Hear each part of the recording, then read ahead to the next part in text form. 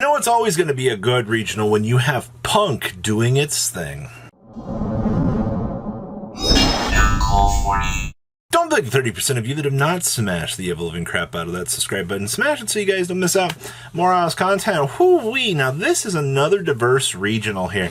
I actually think this has been by far the best season to talk about the game in quite some time. Your most represented deck in top 8. None other than Kashtira, actually. I'm not all surprised to see that your conversion turnover rate is about that, but I mean, it's either Kashtira or it's Despia or it's Sprite. It's usually one of the big three here that are usually bullying through the top cut, so I'm perfectly fine with that here. We also have Dragon Link actually winning the event here. That's actually quite awesome. I'm very happy to see the Dragon Link is actually kind of held on here as one of these decks that took a very long time to evolve. But the way that it looks here, players have actually figured this deck out, and it's actually been cruise controlling the format pretty well here. We also have Trap Tricks taking down a top cut spot. You can think budgetary options, usually sometimes with a splash inclusion of some better option cards, but still the same. We also had Sprite Melfi in the top cut. Now, I'm going to be honest with you, Sprite Melfi is quite an interesting little choice here. I definitely love the fact that we can see the different options and things that these builds are coming together with, but okay, that's interesting. I see that we also had Naturia Runic. When don't we have Naturia Runic anymore? I feel like that deck just kind of moved in and has just been sitting here in the format, you know, kind of waving at everybody going, hi, I'm not going anywhere. We also had Branded Despia. I'm not surprised about that. Like I said, Branded Despia, Sprite, and Kashtira are usually your big dominant decks here. And then we had Punk. You know, nothing too crazy, you know, splash with the Punk deck like we've seen Gold Pride. This is just, we got some Kashtira cards, but it's not like a crazy amount of Kashtira. It's just like the little splashable stuff for synchro plays. All right, let's pass on over to some of these deck lists. All right, winning your event here is none other than Dragon Link. And like I said, to see that this deck has crawled its way up to the upper part of the format, I think is very, very impressive here. The fact that you're still playing Bysteals. I mean, obviously, Magna Hut's going to be your searcher for everything Dragon. This drops Zubellion, so you can set up Druis Wormus for interruption, and then there's Baldrake, who's just here. That's honestly how I feel about Baldrake at this point. Gamma has turned into an amazing card this format as well. The fact that you have so many power cards this format to detour and punish your opponent is actually quite impressive. Books are for defensive options. A lot of this, I don't want to like talk too down to this, but we've seen the standard Formioli at this point in time. I mean, the Atum's kind of cool for the combination of the dragons, but a lot of Dragon Link at this point feels very fleshed out. We'll continue to monitor this, how this goes, but that's what you're looking at right now. Next up here we have, wow, Trap Tricks. Locking down top 4 here. Okay.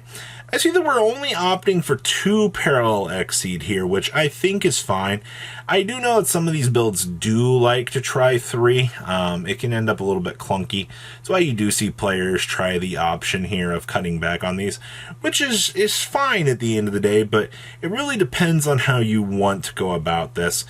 Still playing the Evenlies, of course, and then we are playing the little bit more expensive Pot of Prosperity option trees here, with 1 book and 1 call by for a little bit more defensive options. See that we are splashing in anti-spell fragrances down here as well. That's something that Sword Soul's been doing a majority of the format, but when a trap deck kind of takes advantage of doing that, it actually opens up some interesting discussion points here on, you know, how good is this? Is this something that we should be doing? I think it's interesting. Also, that's Castiel down there for value. That's beautiful.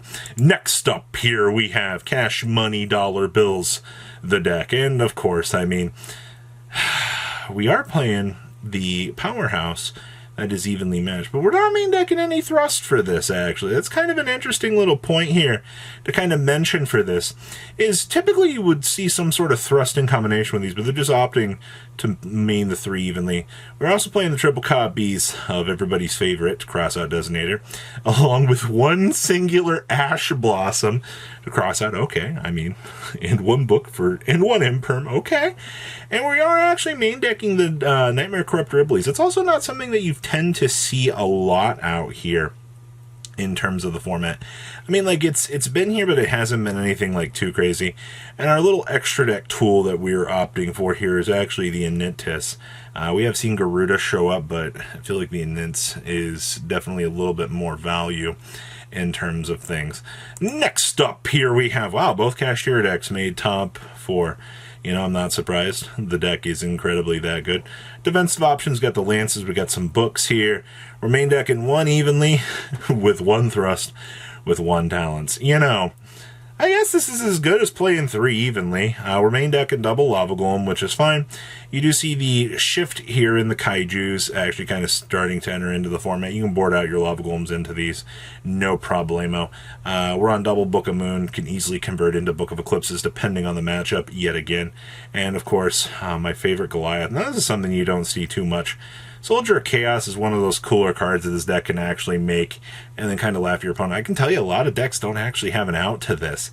And the more that you pressure your opponent with this, the, I guess, crazier some of the matchups feel like they can become. So definitely like what we're seeing here in terms of this build. Definitely rejuvenating to see. Next up here, aww, 2 of them. We play Little Caddy and Little Penny. Okay.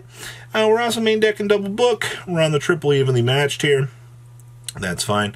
Our Kaiju of choice is Godarla. 2700's nothing that our gigantic sprite can't handle in battle. Triple Drone Lockbird, this has definitely become a little bit more of a norm at this point too. Considering the fact you have a lot of searchability in a lot of these decks, being able to slow down the process of whatever game state advancement that your opponent's trying to get is good value. We're also seeing the change of heart here with the mind control, the ability to take control of the opponent's monsters, the ability to slap your Zeus on top of it. It's usually pretty game winning. I see we're also playing the 1 Gamma Burst for the slight OTKs as need be. Outside of that, I mean, everything else feels pretty standard. I do like the 1 inclusion of Viapriya in here. You don't tend to see that all that much outside of the Runic variant, so okay. Ah, boy, this thing. Well, we're main decking a Gamma Seal and a Spider. Turtle and a Spider. Okay, those are our Kaiju options. I guess it is pretty important to actually main deck these. You need some sort of method to, you know, get over the opponent's troublesome monsters. So to actually have the ability to do so via the main deck and not having to access them is fine. I mean, worst case, you get rid of them or they're just stuck in your hand a majority of the game. Like, that's fine. I mean, or you mill them. I mean, you have... You have a majority of the Ishizu package here. Down here is the Grave of the Super Ancient Organism. We've been seeing that this has been like the out or a lot more accessible that players have been trying to bring to the table here to stop the Kashtira Menace. You gotta love the fact we actually have some solid anti-meta cards actually showing up in the course of the game. So good stuff. Once again, I like what we're seeing here. The overall development of the metagame looks pretty good. Alright. Oh, hi. I actually planned in... Okay, we get the Retribution in the main deck, as per usual. Only 1 brand in red. I swear I want to play 2 every time I play this deck. I just feel like that this is the power card to have. We are playing Expulsion, and we are playing the Ra's Disciple.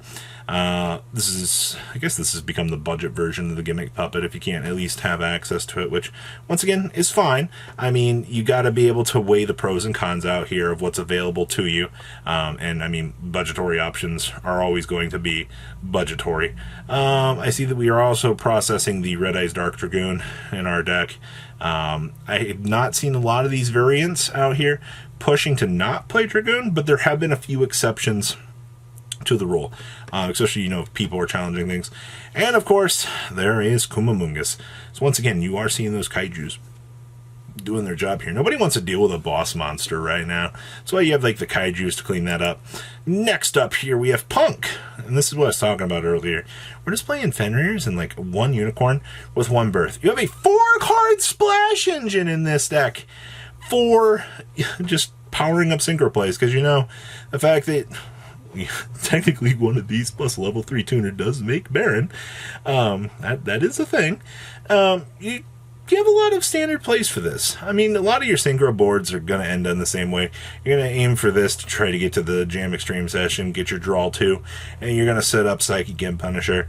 I'm still sticking by what I've said in majority of this format. If you don't have an out for the Psychic Imp Punisher, pick up your cards and call it a day. So what do you guys think about the breakdown for the Sword and Board Games Regional? Please leave a comment down below, tell me what you guys think, and I'll see your beautiful faces back here later in the day, guys. Peace. Patrons, thank you.